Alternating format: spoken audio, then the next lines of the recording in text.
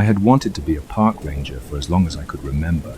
The idea of spending every day surrounded by nature, hiking through rugged trails, camping beneath the stars, and hearing the wind whistle through the trees, those thoughts consumed my childhood. I spent hours fantasizing about a life in the wilderness, a life of purpose, protecting the land and those who visited it. Once I discovered that being a park ranger was a real profession, it became my singular goal. I dedicated myself to it like an astronaut training for a mission to space. The path wasn't easy. There were requirements, hurdles I needed to overcome to even be considered for the role. You had to be an expert outdoorsman, physically fit, and adept with firearms, especially if you were working in areas with bears or mountain lions. You needed to be trained in first aid and have certifications in navigation, search and rescue, and more, but none of that scared me off. If anything, it drove me harder. Throughout my late teenage years and into my early 20s, I transformed my bedroom into what could only be described as a shrine to my dream. A corkboard covered one wall, filled with requirements for the job, photos of sprawling national parks and lists of certifications I needed. Each time I checked something off, it felt like I was inching closer to destiny. I worked odd jobs and saved every penny, funneling all my money into tuition for a program in conservation enforcement at a local community college. It wasn't the fanciest school, but it was all I could afford. After years of preparation, I graduated with my diploma, feeling like I was finally ready to step into the career I had dreamed of. But reality hit hard. The applications I sent out were met with rejection after rejection. Every "we regret to inform you" email chipped away at my enthusiasm. By the time I received my 30th rejection, I was convinced the hiring managers knew my resume by heart. Still, I kept trying. And then at last it happened. The Forestry Service offered me a job not as a full-fledged park ranger, but as a fire lookout stationed at one of the remote towers. When I got the offer, I shouted, "Yes!" so loudly into the phone that my soon-to-be supervisor, a man named Robert, burst out laughing. He said he looked forward to meeting me and showing me the ropes. The pay wasn't great, but it didn't matter. This was my first step into the life I'd always wanted. The training at Fire Tower 16 was straightforward, and Robert turned out to be a great mentor. He was the kind of guy who made everything feel less like a chore and more like an adventure. We'd spend our downtime playing chess or reading books while keeping an eye on the forest below. Sometimes it got a little boring clearing brush, taking out the trash, monitoring the radio for reports, but I didn't care. I was finally doing what I loved. Everything changed on the last day of my training. Robert and I were sitting in the fire tower's cabin, idly chatting over a game of chess, when he noticed something unusual. Through the binoculars, he pointed out a thin wisp of smoke rising from the trees in the distance. "Looks like someone set up camp where they're not supposed to," he said, his tone tinged with annoyance. "No one gets camping permits anymore." I raised the binoculars to my eyes and followed his gesture. Sure enough, a faint column of smoke twisted up into the clear blue sky, barely noticeable against the backdrop of the forest. "You want me to handle it?" I asked, eager to prove myself. He hesitated for a moment before nodding. "Yeah, this is a good test for you, but wait, look over there." He pointed again, this time to another plume of smoke, closer to the first. His brow furrowed. "Two of them." "What the hell?" Robert leaned back in his chair, scratching his chin thoughtfully. Then he turned to me with a wry smile. "All right, this is your last day of training. Time to see what you're made of. We'll split up. You take one, I'll take the other. We'll stay in radio contact the whole time. Sound good?" I wasn't sure if I was ready to handle this on my own, but I nodded. "Let's do it. Just remember the basics," Robert said as we descended the wooden staircase of the tower. "Don't engage with anyone if they get confrontational. Write the citation, tell them to pack up and move on. If you need backup, radio me. Simple." We drove down the dirt road in our Jeep until we reached the first site. An old, beat-up truck was parked by the roadside, its doors locked but its windows rolled down. "This one's yours," Robert said, pulling to a stop. "Go check it out and let me know if you need help." I stepped out of the Jeep and shouldered my pack, filled with basic supplies and my rifle just in case. As Robert drove off to handle the second campsite, I took a deep breath and started walking toward the smoke in the distance. The forest was dense, with thick underbrush that clawed at my legs as I pushed through. The air smelled of pine and damp earth, and the faint scent of campfire smoke guided me like a beacon. I followed a trail of crushed vegetation and boot prints, evidence of the campers dragging a cooler through the brush. It didn't take long before I stumbled upon something I hadn't expected. In a small clearing, surrounded by towering trees, stood a massive stone archway. It was unlike anything I'd ever seen before. The structure was ancient-looking, built from weathered grey stones that were cracked and covered in moss. It loomed at least 15 feet high, casting a long shadow over the clearing. What caught my attention most, though, was what lay beyond the arch. Through the opening, the sky looked completely different. Instead of the bright blue I'd been walking under, the sky on the other side of the arch was a deep, bruised purple, streaked with dark clouds that swirled like smoke. It didn't make sense. I looked behind me at the normal sky, then back through the arch. The stark contrast was impossible to ignore. A wave of unease washed over me as I approached the archway. My stomach churned, and a pins and needles sensation rippled through my limbs, as if my body was warning me not to get too close. But I couldn't help myself. Something about the arch seemed to pull me forward, urging me to step through. When I did, the feeling was instantaneous. It was as if I had crossed an invisible barrier. My skin tingled, my ears popped, and for a brief moment, my vision blurred. Then it passed. I found myself standing on the other side, and everything felt wrong. The forest was still there, but it was different. The trees seemed taller, their trunks gnarled and twisted, their branches reaching out like skeletal arms. The air was heavy and humid, pressing against my skin like a damp blanket. And the sky above was that same ominous purple, the clouds churning with an unnatural energy. I took a few tentative steps forward, my boots crunching against the dry, brittle leaves that carpeted the forest floor.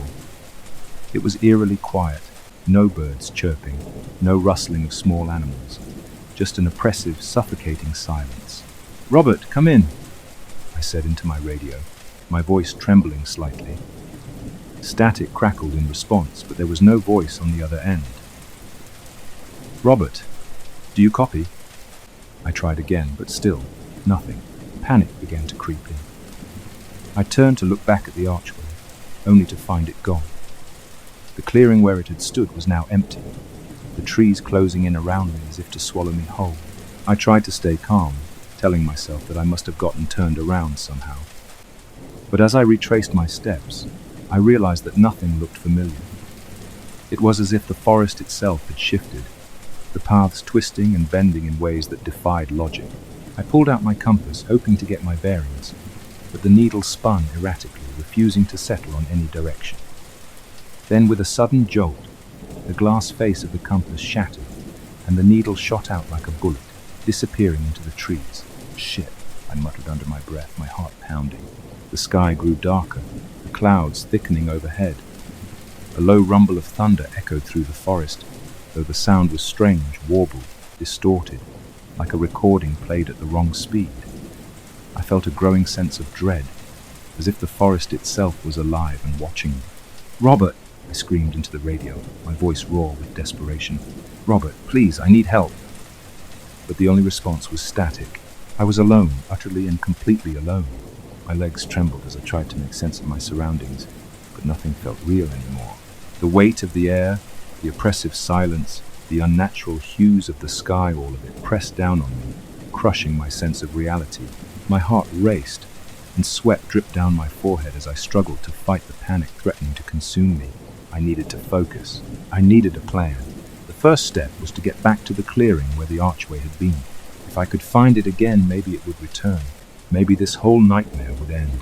I turned and began retracing my steps, or at least I thought I was. The forest was disorienting, the trees twisted and gnarled in ways that seemed designed to confuse me. Every path I took seemed to loop back on itself, leading me deeper into the woods rather than toward the clearing. As I pushed through the underbrush, I couldn't shake the feeling that I was being watched. My skin prickled with unease, and every shadow seemed to shift and move in the corner of my vision. The trees creaked and groaned as if whispering secrets to each other, and the wind carried faint sounds that I couldn't quite place like distant laughter. warped and echoing. And then I heard it. A rustling sound, faint at first but growing louder with each step. I froze, gripping the rifle slung over my shoulder, my fingers trembling as they tightened around the stock. The sound came from my right, moving closer. I squinted into the trees, my breath catching in my throat as I caught a glimpse of movement.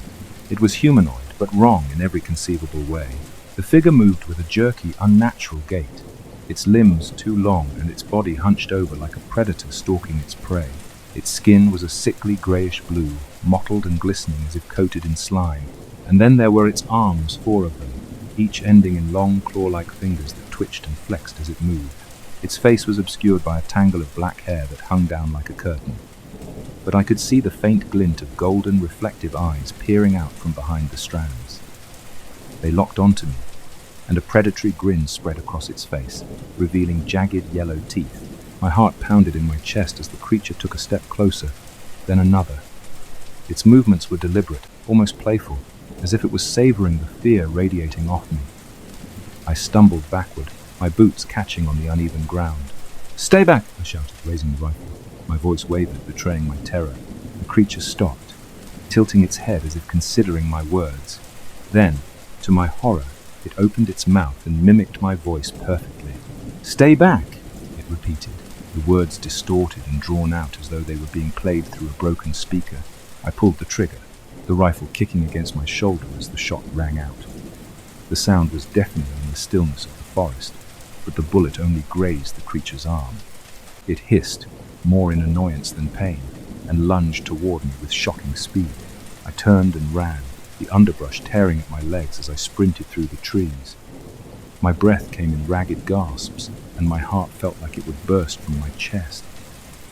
I could hear the creature behind me, its footfalls heavy and deliberate, the snapping of branches and rustling of leaves growing louder with each passing second. I didn't dare look back. My only thought was to keep running, to put as much distance as possible between me and that thing. The forest seemed to close in around me, the trees forming a labyrinth that twisted and turned, offering no clear path. Then, just as I thought my lungs would give out, I burst into a clearing. Relief washed over me as I recognized it. It was the spot where the archway had been. But my relief was short-lived. The archway was still gone, and the clearing was empty. "No, no, no!" I screamed, spinning in circles as I searched for any sign of the stone structure. It had to be here. It had to be. The rustling behind me grew louder, and I knew I didn't have much time. I scrambled to the center of the clearing, hoping against hope that the archway would reappear. My eyes darted to the edges of the clearing, where the creature's golden eyes glinted in the shadows. It stepped into the open, followed by another, and then another. There were 3 of them now, each one identical to the first. They moved in unison, their heads tilting in perfect synchronization as they studied me. "Come back," one of them said in my voice, its tone mocking and hollow. "Come back," another echoed, its voice overlapping with the first. I raised the rifle again, my hands shaking so badly I could barely aim. I had 3 bullets left, 3 creatures. If I missed even once, I was done for. The first one lunged, and I fired, the shot catching it in the shoulder. It staggered but didn't fall, its grin widening as if it was amused by my efforts. The second and third creatures advanced, their claws clicking together like the chittering of insects. I fired again, this time hitting one of them square in the chest. It let out a guttural screech and collapsed, writhing on the ground as dark, tar-like blood oozed from the wound. But the remaining 2 were undeterred. "Help!" I screamed into the radio, my voice cracking with desperation. "Robert, please, they're going to kill me!" Static crackled in response, followed by a faint voice. "Hold on," Robert said, his voice barely audible over the interference. "I'm coming." The radio's faint response gave me a sliver of hope, but it wasn't enough to quell the panic gripping my chest. The remaining 2 creatures circled me like wolves, their reflective eyes glowing in the dim purple light. They moved with a predatory grace, their 4 arms twitching in anticipation. I backed toward the center of the clearing, my rifle trembling in my hands. I only had 1 bullet left, and I knew it wouldn't be enough to take them both down. My mind raced, desperately searching for a way out. "Robert," I screamed again, my voice hoarse. Where are you? The creatures didn't seem to care about my pleas for help. They were patient, watching me with those unnerving golden eyes, as if they knew there was no escape. One of them tilted its head and mimicked my voice again, its tone dripping with malice. Where are you? It repeated, the words distorted and mocking. My hands were slick with sweat, making it harder to grip the rifle. I could feel my resolve slipping, the weight of the situation pressing down on me like a suffocating blanket. Just when I thought all hope was lost, a sound broke through the oppressive silence, the distant crack of a gunshot. The creatures froze, their heads snapping toward the direction of the sound. Another shot rang out, closer this time, followed by the unmistakable sound of footsteps crashing through the underbrush. Get down! Robert's voice shouted from the tree line, and I didn't hesitate. I dropped to the ground just as another gunshot echoed through the clearing.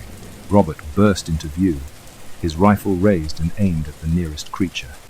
The shot hit its mark, and the creature let out a shrill, otherworldly scream as it collapsed to the ground, twitching violently.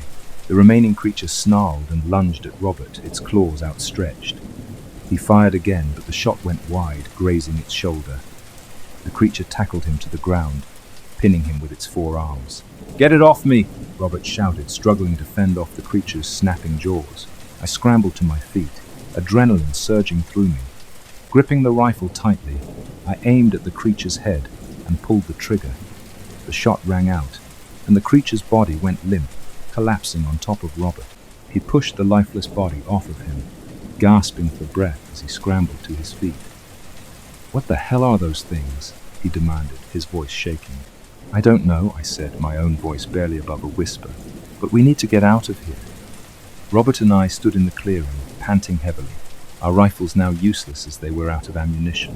Around us the bodies of the creatures lay still, but even in death, they didn't feel fully gone. The way their twisted forms twitched slightly, like a nerve firing for the last time, made me think they could spring back to life at any moment. Their tar-like blood, thick and black, pooled around their bodies, giving off a nauseating metallic stench that stung the back of my throat. Robert turned to me, his face pale under the eerie purple sky. What the hell is going on, Ben? What did you find out here? I didn't find anything, I said breathlessly. Or maybe I found too much. Robert, there's something wrong with this place, that archway. It wasn't just a random stone structure. It's like it's a door to another world. I think I went through it.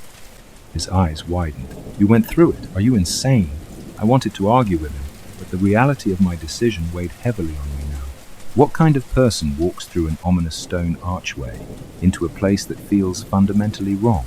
Someone too curious or too stupid for their own good, that's who. I didn't think it was going to do anything. I thought it was just a weird old ruin. But the second I stepped through, I trailed off, glancing around at the surrounding forest. Even now, the twisted trees and the unnatural hues of the sky pressed down on me like a physical weight. It was all so wrong. I don't think we're in the same place anymore, I finished quietly. Robert took a step toward me, gripping my shoulder. His hand was trembling. We need to get back, now. I nodded, though I didn't know how we were supposed to do that. The archway hadn't reappeared, and every step I'd taken since walking through it had only seemed to lead me deeper into this nightmare. We'll retrace our steps, Robert said, as if reading my mind. We'll find the jeep, and then we'll get the hell out of here. I wanted to believe him. I really did. But deep down, I knew it wasn't going to be that easy. We set off into the forest, moving as quickly and quietly as we could. The oppressive silence of the woods was shattered only by the sound of our boots crunching through the underbrush and the occasional distant crack of thunder. The eerie, distorted quality of the thunder made it clear that even the weather in this place wasn't natural. As we walked, I couldn't shake the feeling that we were being watched. My eyes darted to every shadow, every flicker of movement in the trees. And then there was the smell. A faint, acrid odor that seemed to follow us wherever we went. It wasn't strong enough to identify, but it set my nerves on edge. Do you smell that? I asked, breaking the silence. Robert glanced at me, his brow furrowed. Yeah, it smells like. He trailed off, unable to put it into words. We walked in silence for what felt like hours, though it was impossible to tell time in this place. The purple sky remained unchanged, the sun or whatever passed for it here, hidden behind swirling black clouds.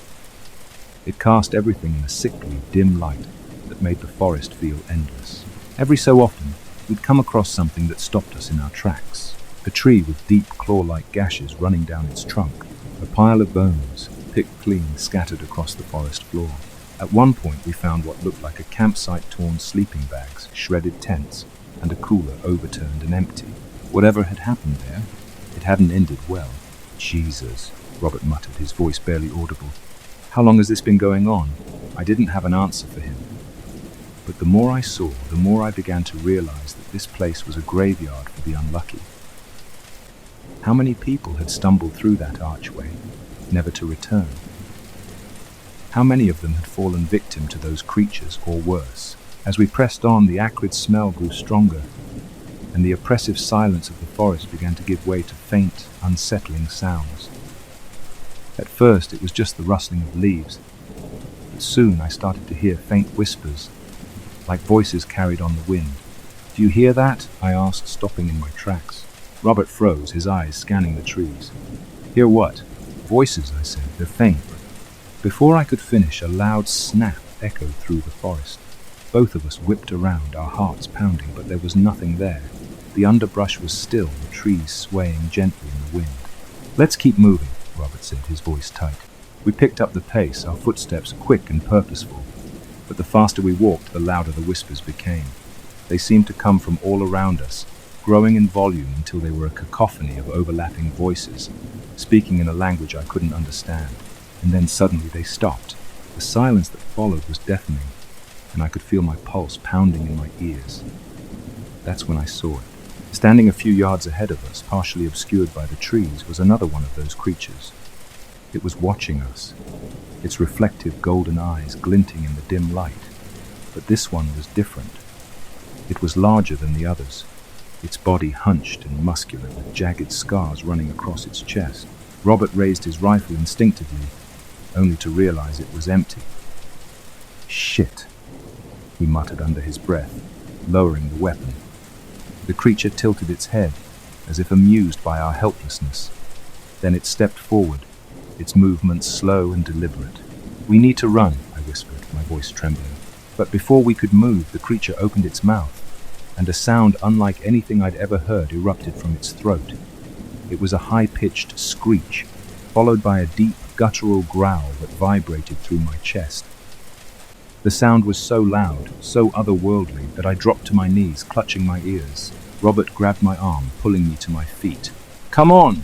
he shouted, dragging me away from the clearing. We ran, the creature's screeches echoing behind us as it gave chase. I could hear its heavy footfalls pounding against the forest floor, its claws tearing through the underbrush. My lungs burned, and my legs felt like they were going to give out, but I didn't dare slow down.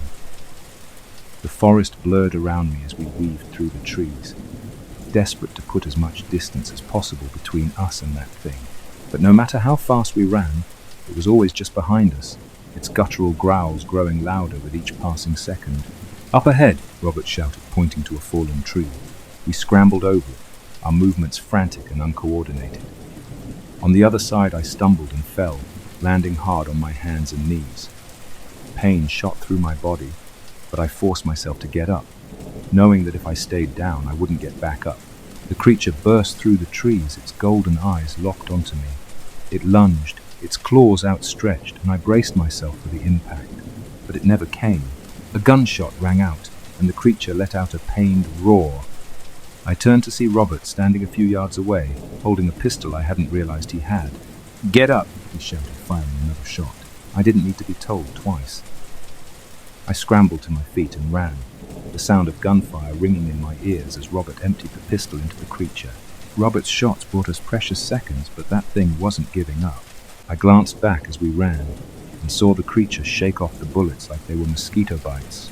Its wounds oozed thick black blood that glistened under the bruised purple sky. But it didn't slow down. Instead, it roared in frustration, its distorted scream echoing through the forest as it bounded after us with terrifying speed. "Keep moving!" Robert yelled, his voice sharp with panic. His empty pistol was useless now, and we both knew it. I pushed my legs harder, ignoring the searing pain in my calves and the stabbing ache in my injured ankle.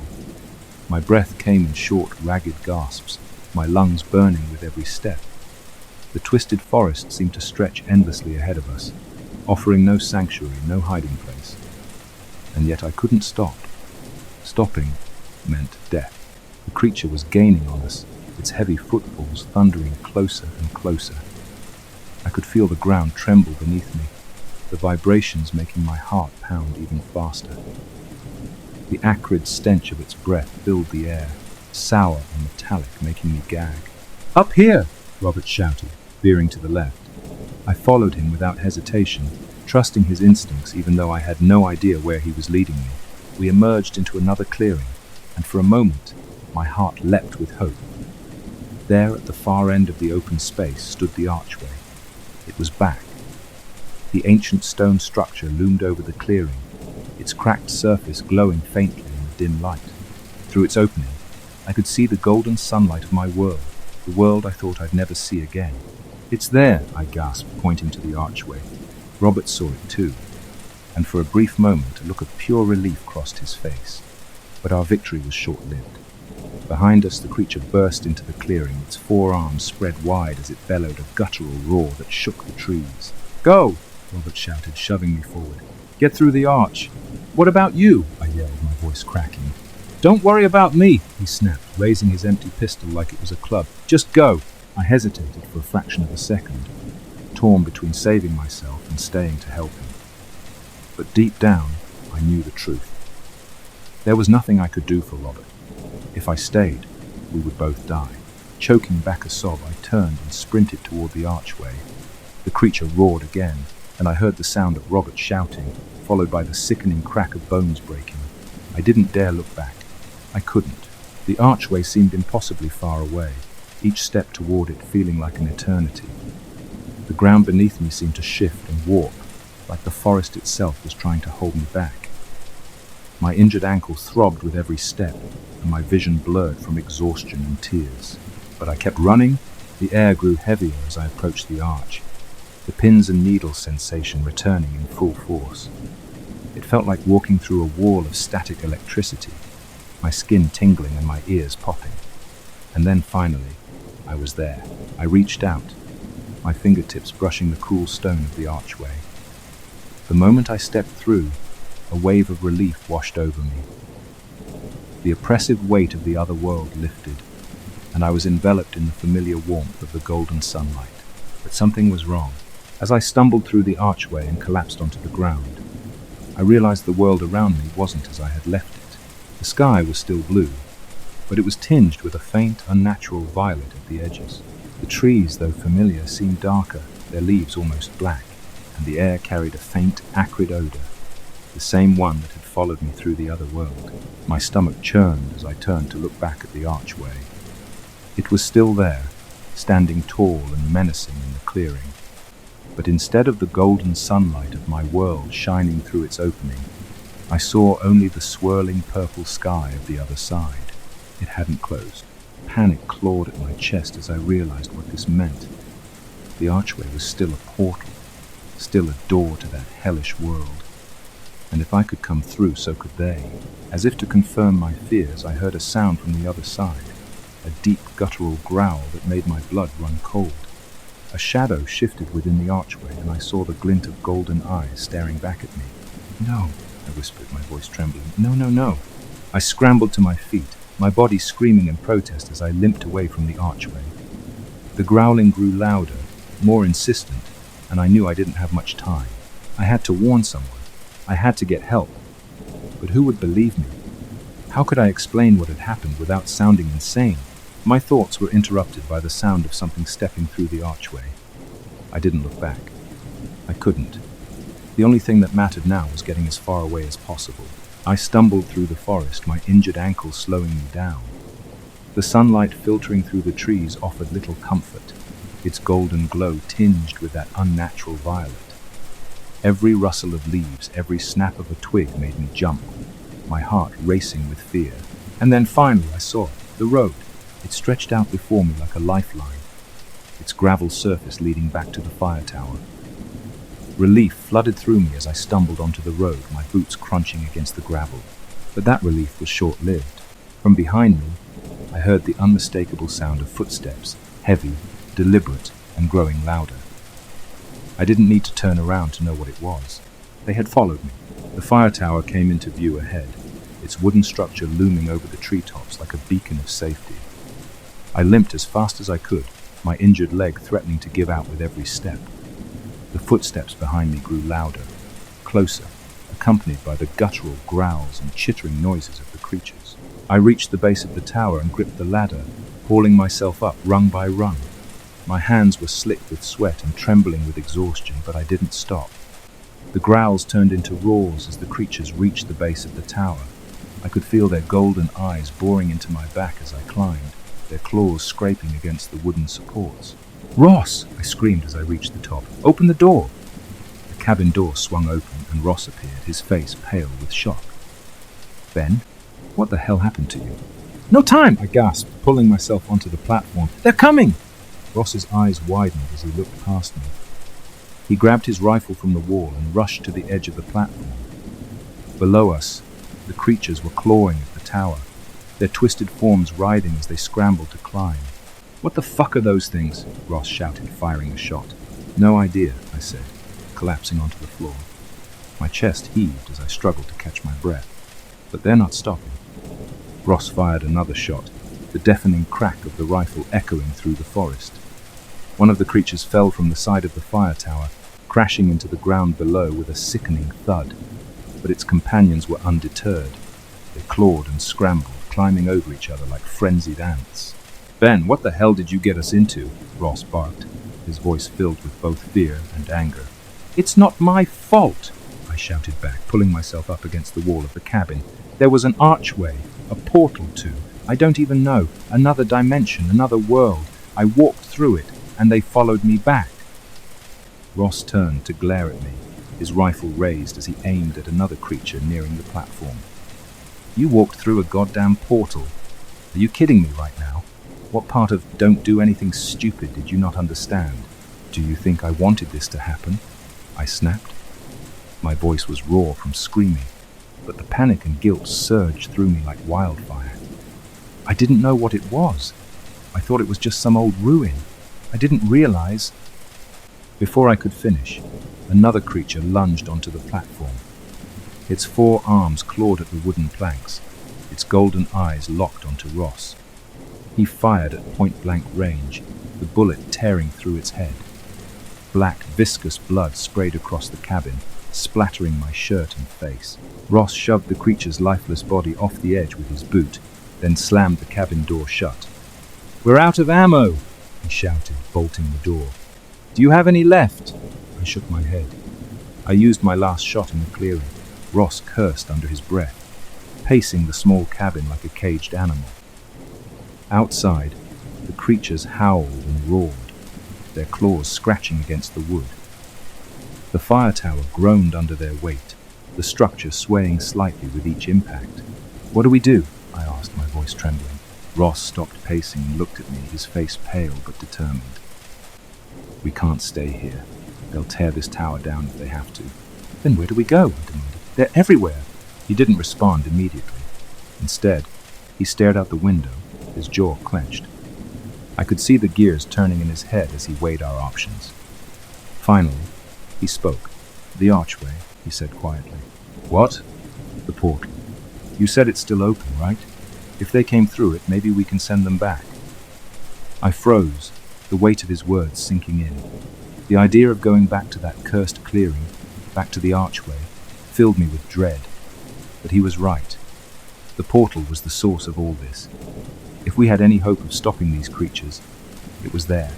"But how do we close it?" I asked. "We don't even know how it works." Ross grabbed a flare gun from the supply cabinet and held it up. "We don't need to know how it works. We just need to destroy it." My stomach churned at the thought. I didn't know if the archway could even be destroyed. It felt ancient, unbreakable, like it was something beyond our understanding. But what other choice did we have? The fire tower shuddered as one of the creatures slammed into it from below, its guttural roars shaking the walls. I felt the floorboards tremble beneath me, and for a moment, I thought the whole structure might collapse. "Fine," I said, swallowing the lump in my throat. "Let's do it." Ross nodded, his expression grim. He handed me the flare gun and grabbed a hatchet from the cabinet. "We're going to have to fight our way down," he said. "Stick close to me and don't stop moving." "Got it?"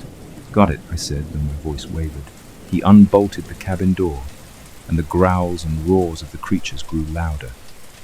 My heart pounded as he kicked the door open, revealing the chaos outside. The platform was crawling with them grey, four-armed monstrosities with gleaming golden eyes and jagged teeth. Ross swung the hatchet with brutal efficiency, the blade sinking into the nearest creature's skull. It crumpled to the ground, but two more took its place, their claws slashing at him. I raised the flare gun and fired, the bright red flare striking one of the creatures in the chest. It let out an ear-splitting shriek as flames engulfed its body. "Move!" Ross shouted, shoving me toward the ladder. I climbed down as quickly as I could, my hands slick with sweat and shaking uncontrollably. Ross followed close behind, swinging the hatchet to keep the creatures at bay. When we reached the ground, the scene was worse than I'd imagined. The forest was alive with movement, shadows darting between the trees as more creatures emerged from the darkness. Their howls filled the air, a nightmarish symphony of hunger and rage. "Run!" Ross yelled, grabbing my arm and pulling me toward the road. We sprinted through the forest, the creatures hot on our heels. My injured ankle screamed in protest, but I pushed through the pain, fueled by sheer terror. The acrid stench of the creatures grew stronger, mixing with the coppery tang of blood and the smoke from the flare. Branches whipped against my face, and the underbrush tore at my legs as we weaved through the trees. I could hear the creatures behind us, their guttural growls and snapping jaws growing louder with each step. The clearing came into view, the archway looming ahead like a dark, malevolent sentinel.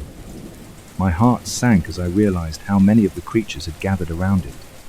They moved in and out of the portal, their twisted forms silhouetted against the swirling purple sky beyond. "There's too many of them," I shouted. Ross didn't respond. He yanked the flare gun from my hands, reloaded it, and aimed at the archway. "Cover me!" he yelled, firing a flare toward the portal. The flare struck the base of the arch, but instead of igniting, it fizzled out. The creatures howled in unison, their golden eyes snapping toward us. "It's not working!" I screamed. Ross cursed under his breath and fired again, this time aiming at the top of the arch. The flare exploded on impact, sending a shower of sparks raining down. The creatures recoiled, their movements frantic and disorganized. "Come on!" Ross shouted, pulling me toward the archway. I hesitated, my instincts screaming at me to run the other way. But there was no other way. If we didn't destroy the portal, these creatures would keep coming, spreading into our world like a plague. With a deep breath, I followed Ross into the clearing. The creatures closed in around us, their guttural growls growing louder, their clawed hands reaching for us with a ravenous hunger. Ross swung the hatchet wildly, each strike landing with a sickening crunch.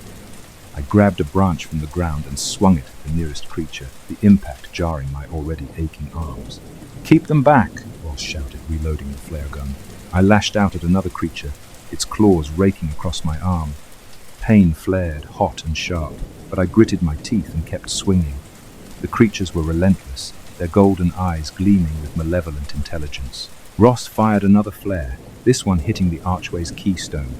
The explosion sent a shockwave through the clearing, knocking us off our feet. The creatures screeched, their movements jerky and chaotic, as if the portal's instability was affecting them. The swirling purple light of the archway flickered, dimming for a moment before flaring back to life. "It's working!" I shouted, scrambling to my feet. Ross didn't respond. He was locked in combat with one of the larger creatures, its claws tearing at his chest. Blood poured from his wounds, staining the ground beneath him. "Ross!" I screamed, rushing to help him, but before I could reach him, the creature lunged, its jaws closing around his throat. Ross's scream was a raw, guttural sound that pierced the chaos of the clearing. The creature's jaws tore into him, and I could see the black tar-like blood from its wounds mixing with the bright crimson of Ross's own. I froze for half a second, my brain struggling to process what was happening. But there was no time to hesitate, no time to mourn.